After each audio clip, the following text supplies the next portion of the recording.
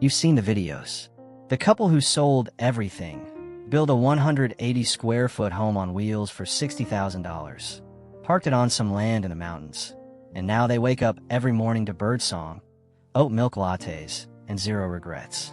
What you haven't seen is the video they didn't post. The one filmed 6 months later, when the pipes froze for the second time, when they'd had the same argument about whose books were taking up too much space for the 4th week in a row. And when the county inspector showed up and told them they weren't even legally allowed to live there in the first place. I've talked to real tiny home residents, not the ones with brand deals and merch, the ones who've been doing this for 2, 3, 5 years in the real world. And I'm going to tell you exactly what they told me.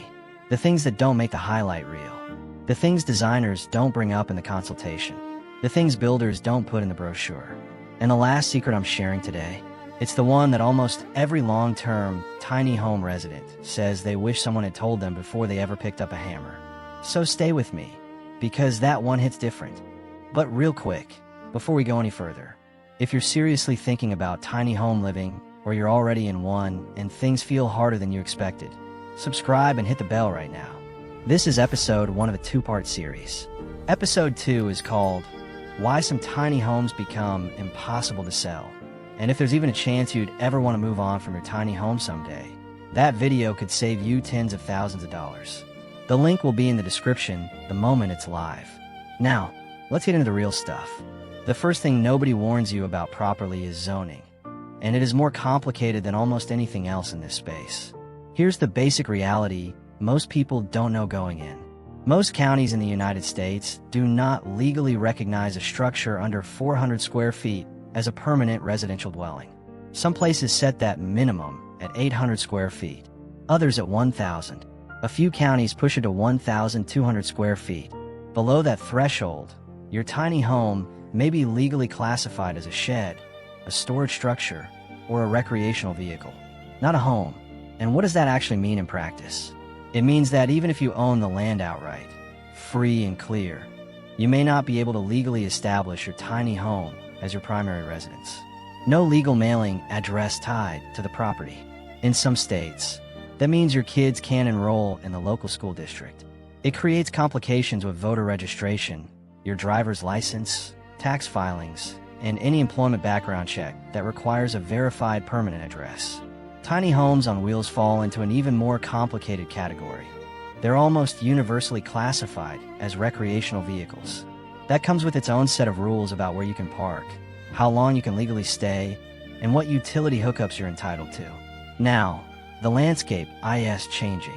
Oregon, California, Maine, and Texas have all pushed zoning reforms that allow tiny homes and ADUs in more zones. But it is not uniform.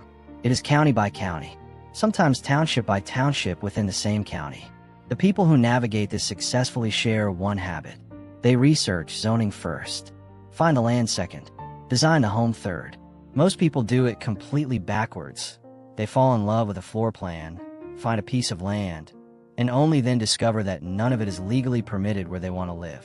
By that point, they're already emotionally and financially committed. And that's exactly when bad decisions get made. Do the zoning research first.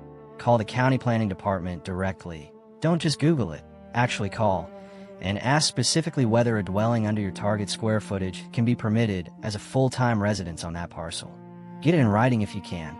That one phone call can save you everything. The pitch is always compelling. Build or buy a tiny home for $40,000 to $80,000. Slash or eliminate your mortgage and live cheaply. Financial freedom. That's the pitch. Here's what the pitch leaves out. If your tiny home is on wheels, it depreciates. Not like a house, like a vehicle. The moment it's built and moved, it begins losing value in the eyes of any lender. Getting a conventional mortgage on a tiny home on wheels is essentially impossible through major banks. Any buyer who wants to purchase yours would typically need to pay cash or take a personal loan at 10, 12, sometimes 15% interest compared to a conventional mortgage rate. That immediately shrinks your buyer pool. We'll go even deeper on this in episode 2. But let's talk about the off-grid utility math right now, because it almost never gets presented honestly. A properly sized solar system that can actually run a tiny home year-round. Heating, cooling, refrigeration, and everyday power. runs between $15,000 and $30,000. Installed, before permits, a quality composting toilet, $1,000 to $2,000, plus the learning curve of managing it correctly, especially in humid climates or cold winters. Propane for heating and cooking doesn't disappear. It fluctuates with market prices, and in a poorly insulated tiny home, that bill climbs faster than most people expect. Here's the honest version of the financial story. You are not choosing between paying for utilities and not paying for utilities. You are choosing between paying on the front end, in build cost, or paying on the back end, in ongoing monthly expenses. The $40,000 tiny home that skimped on insulation and solar might cost $600 a month to run. The $90,000 build with proper insulation, a well-sized solar array, and efficient systems might cost almost nothing monthly. Neither is wrong, but you have to know which one you're building before you commit to a number. Run the full 5-year cost, build cost, plus operating expenses, plus land or rental fees. That's the only honest comparison against a conventional mortgage. Most people never do that math. Do that math. This one gets acknowledged in tiny home content, but almost never with real honesty. Initial satisfaction when people move into tiny homes is genuinely high. There's a clarity that comes with intentional simplicity, a sense of control, a lightness. People describe it as finally being able to breathe, and for a period of time, that feeling is completely real. But consistent research on small space living shows that somewhere between 12 and 18 months in, things shift. The novelty has faded. The routines are set, and now you're just living, except you're living in a space with no buffer. For solo dwellers and introverts, tiny homes often remain deeply satisfying long-term. The quiet, the control, the intentionality, it aligns with how they naturally want to exist.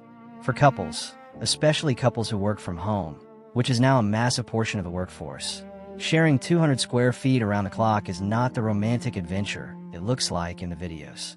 You are always audible. You are always visible. There is no room to decompress after a hard conversation because you are physically in the same space. Arguments have nowhere to go. Tiny home communities, real ones, not the curated Instagram ones, have turnover rates that nobody publicly tracks. But talk to community managers and long-term residents, and you'll find a consistent pattern. Couples who never explicitly discussed what personal space, solitude, and conflict resolution would look like in a tiny home before moving and have a significantly harder time making it work. The couples who thrive almost universally had those specific, uncomfortable conversations early. Before the build, not after move-in day. Have those conversations. They're not fun. They are necessary. In a conventional house, when something breaks, it's typically isolated. A leak in one bathroom doesn't flood your kitchen. A problem in the attic stays in the attic. The systems have room to exist independently of each other. In a tiny home, everything is connected to everything. The walls are thinner. The systems are compressed. And because the structure is small, a single failure, one bad roof seal, one loose plumbing joint, one window that isn't properly weatherproofed, affects a disproportionately large percentage of your entire living space. Moisture is the #1 silent destroyer of tiny homes, and it gets almost no coverage. A tiny home generates the exact same amount of moisture as any other occupied space. Cooking, breathing, showering, drying clothes, but has a fraction of the volume to absorb and disperse it. Without deliberate ventilation design and regular management, moisture builds inside the walls and under the floors faster than in a larger structure. Mold follows, and in a tiny home, that's not a problem in one corner of a basement. It's a problem in your entire living space. Tiny homes on wheels carry an additional challenge: movement stress.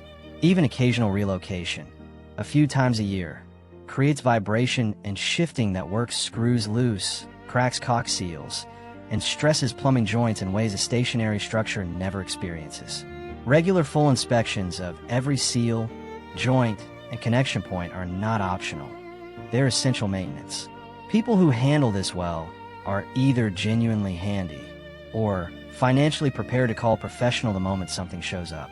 If you're neither, if home repair isn't your skill set and your budget doesn't have a cushion for unexpected contractor visits, factor that in before you commit. This is the last one. and the one that long-term residents consistently say they wish someone had told them before they started. It's not the zoning. It's not the money. It's not even the relationship pressure. It's storage. Or more accurately, the permanent, never-finished negotiation over physical stuff and what that stuff is allowed to mean. In a conventional home, objects find places. Sentimental things go in the attic. Seasonal things go in the garage. There's a kitchen drawer in every home that silently accumulates things without judgment. There's a closet for the things you're not ready to deal with yet. In a tiny home, none of those places exist. Every single object in your home must have an assigned spot, and that spot must be justified on an ongoing basis, because every object is in direct competition with every other object for the right to exist in your space. That sounds very intentional and very zen. In practice, it surfaces every difference in values between the people you live with. Your partner's grandmother's serving dish that only comes out twice a year. Your kid's drawing from 2nd grade you cannot bring yourself to throw away. Your book collection, books you've already read but aren't ready to let go of. The full toolkit that takes up an entire cabinet but you genuinely use it. The holiday decoration bin you haven't opened in 2 years. In a house, every one of those things finds a corner quietly. In a tiny home, every one of them is a conversation, a recurring conversation. Because as seasons change, as kids grow, as life adds new things, the negotiation never ends. Long-term tiny home residents who are genuinely content share one thing in common.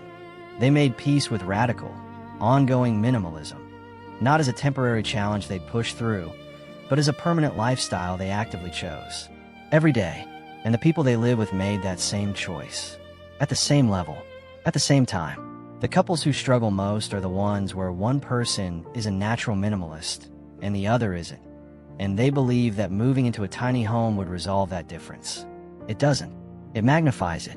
Before you build, have the honest conversation about stuff. What you'd keep, what you'd let go, what is non-negotiable for each person.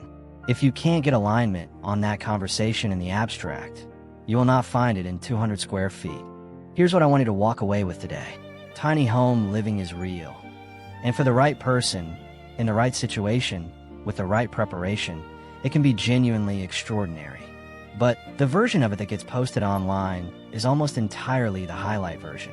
The move-in day, the aesthetic, the we did it energy. What gets left out is the zoning research, the real financial math, the psychological weight, the maintenance reality, and the quiet, ongoing work of living in a genuinely small space with other real human beings. None of what I told you today is meant to talk you out of it. It's meant to make sure that if you do it, you go in clear-eyed. Because the people who thrive in tiny homes aren't the ones who romanticized it the hardest. They're the ones who understood the real version of it before they ever committed. Link is in the description. Subscribe so you don't miss it. And if this gave you something real today, share it with someone who's deep in the planning stage. They need the honest version more than they know. I'll see you in episode 2.